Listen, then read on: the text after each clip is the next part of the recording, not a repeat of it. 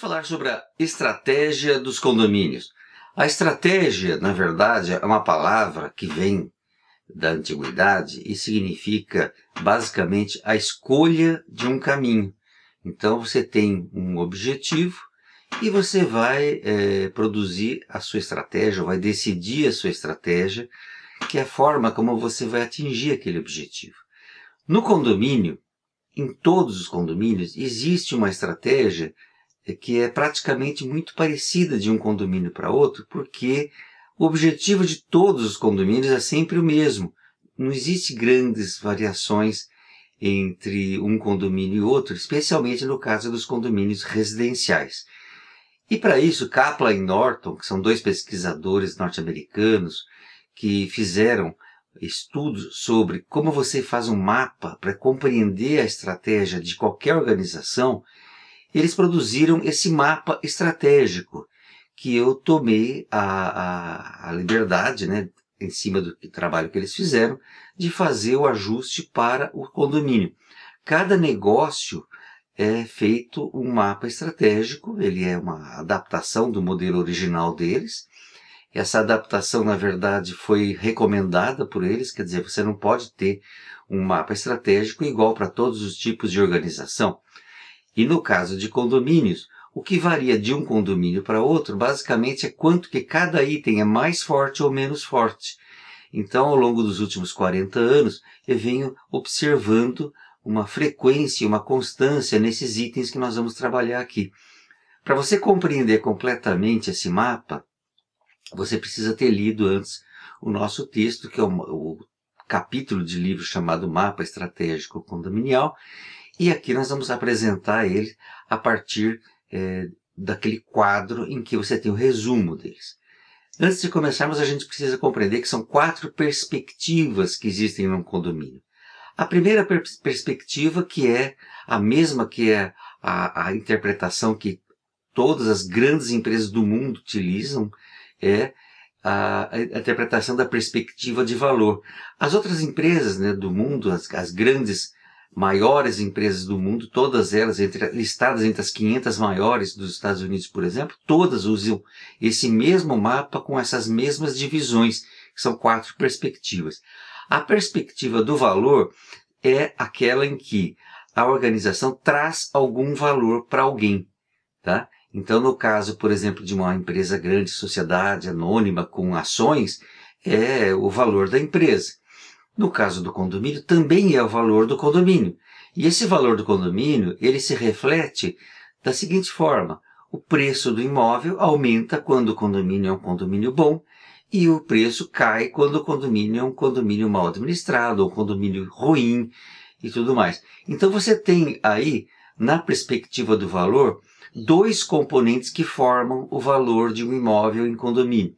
Você vai falar assim: escuta, mas a localização do imóvel, ela importa? Sim, o estado de conservação importa, mas são itens que eu não tenho como fazer uma estratégia para o síndico atuar. Então, o síndico atua basicamente em 2 dimensões que formam a valorização imobiliária, que é trabalhar em cima de melhoria de custos e melhoria de serviços.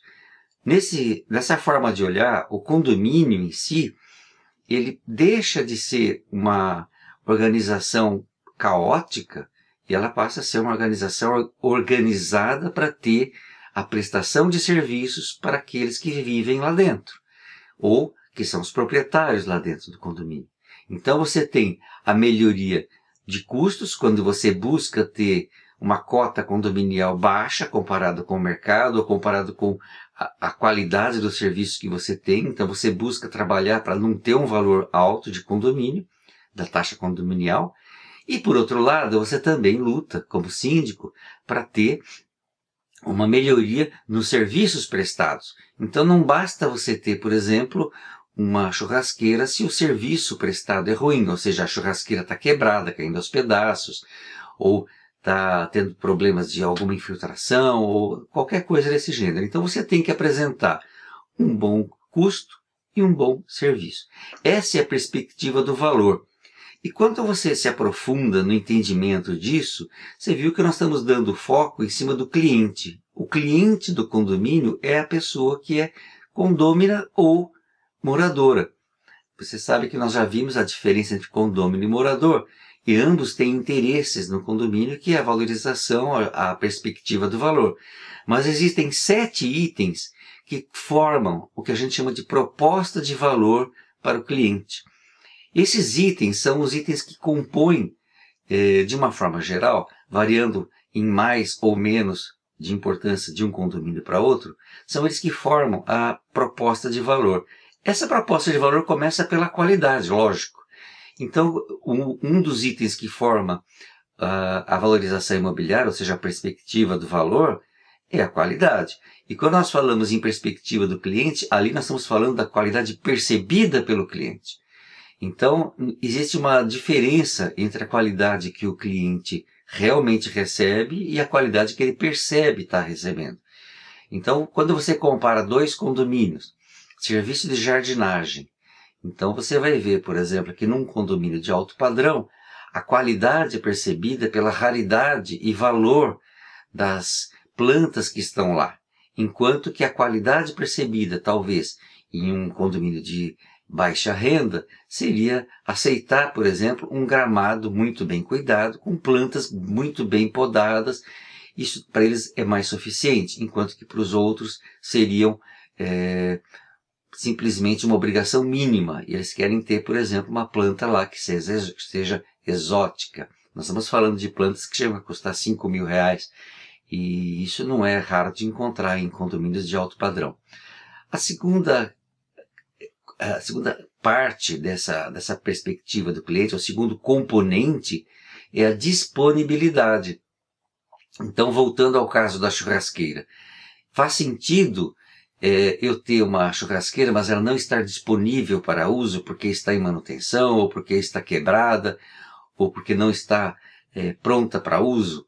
Então, a questão é ela estar disponível para uso, ou seja, o serviço tem que estar disponível, que é muito diferente, por exemplo, do outro item que tem logo abaixo, que é a funcionalidade.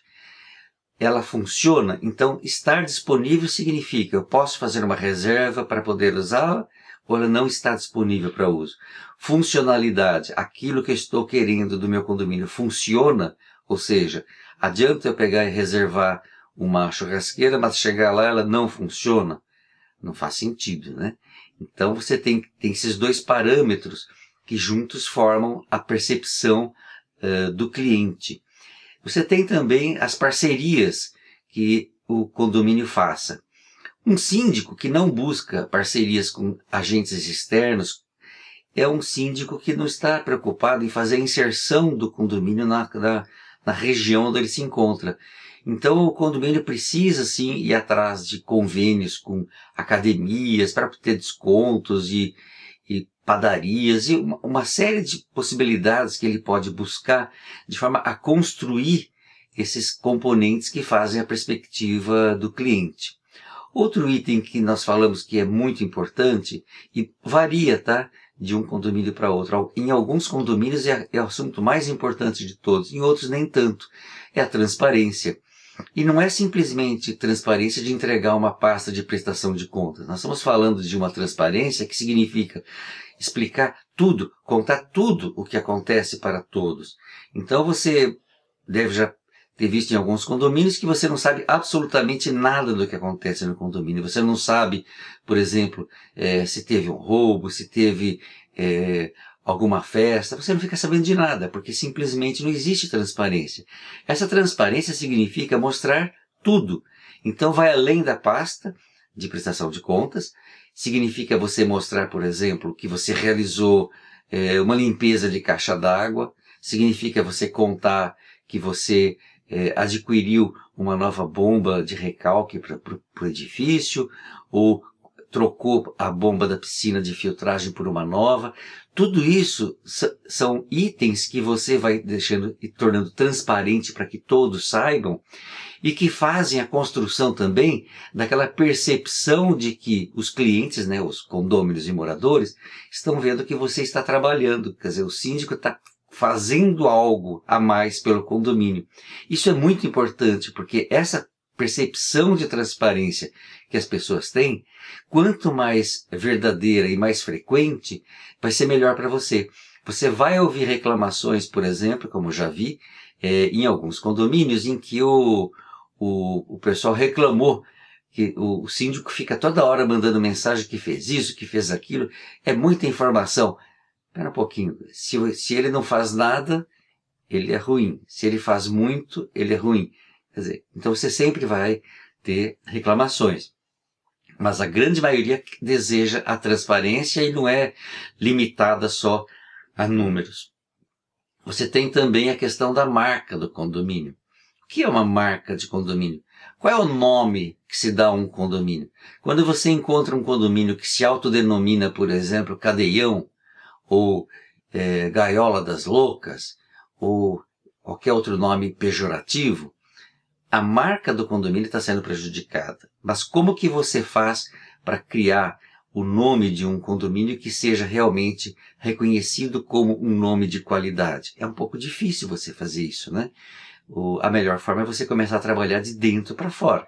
Então você tem que trabalhar como síndico a marca, primeiro com os empregados, tanto terceirizados como próprios, também com os moradores e com os proprietários. Essa forma de trabalhar é uma coisa que demanda tempo, demora algum tempo para você conseguir resultados, mas a partir do momento que você começa a mostrar que a marca do condomínio está sendo valorizada, você vai ter reflexo inclusive no preço dos imóveis. Isso é uma coisa que todos querem.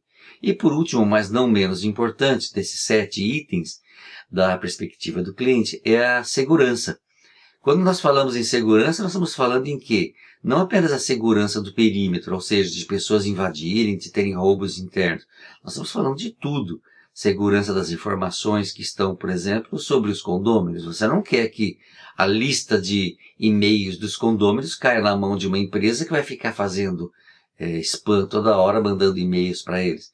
E nem o número de telefone, e nem o nome. Se você pensar bem, nem o nome das pessoas que moram no condomínio você tem autorização para sair distribuindo e muito menos vendendo. Tudo isso forma a perspectiva do cliente. Nos outros módulos a gente vai apresentando o que a gente pode fazer em cada um deles de uma maneira mais aprofundada, mas nessa apresentação eu estou mostrando a construção da perspectiva do cliente. Vamos passar agora para a perspectiva interna do condomínio. Não bastam as perspectivas do cliente e de valor. Você tem que também entender como que você vai organizar seu trabalho, que a gente chama de perspectiva interna. A sua estratégia, ela passa para você fazer com que os seus recursos funcionem para que você atinja a perspectiva do cliente e, por consequência, você vai atingir a perspectiva de valor. E a parte interna corresponde a como funciona a operação, a gente chama de operacional também.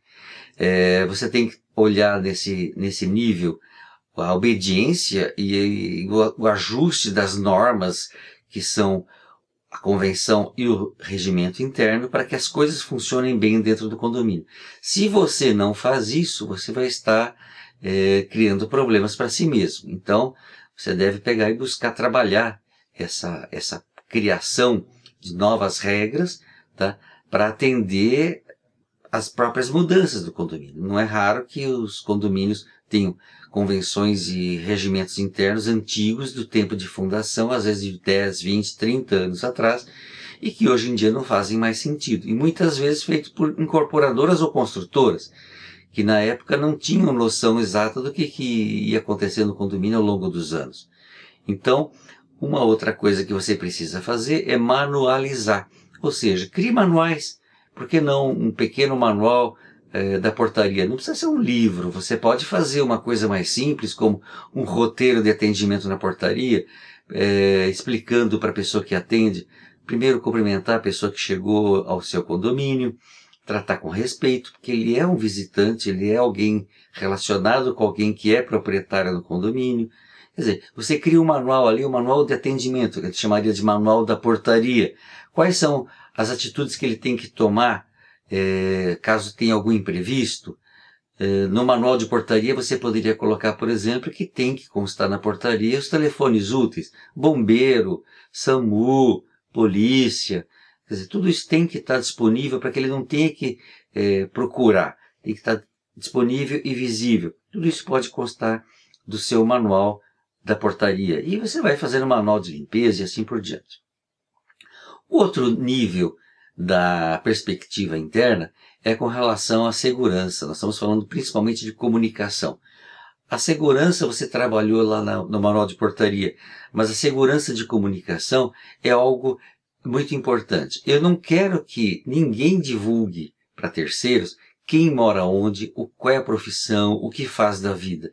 Então, é ótimo se você pegar e já começar a instruir seus empregados, tanto terceirizados como os próprios, de que a comunicação deve ser sempre objetiva e muito bem explicada. Se você fala de uma maneira genérica, estou indo fazer, isso não significa absolutamente nada. Estou indo, por exemplo, regular a bomba da piscina.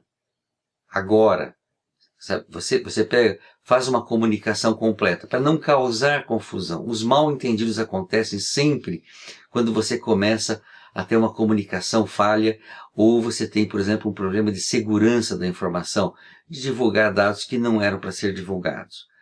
O terceiro nível que nós podemos pensar em termos de perspectiva interna são as próprias funções da administração, que é você ter um bom planejamento, uma boa organização das coisas, uma boa direção e tudo isso muito bem controlado. Então essa é a perspectiva interna que a gente chama efetivamente de operação, embora a gente chame a perspectiva interna inteira de operação, existem essas 4 atividades que são as atividades da administração.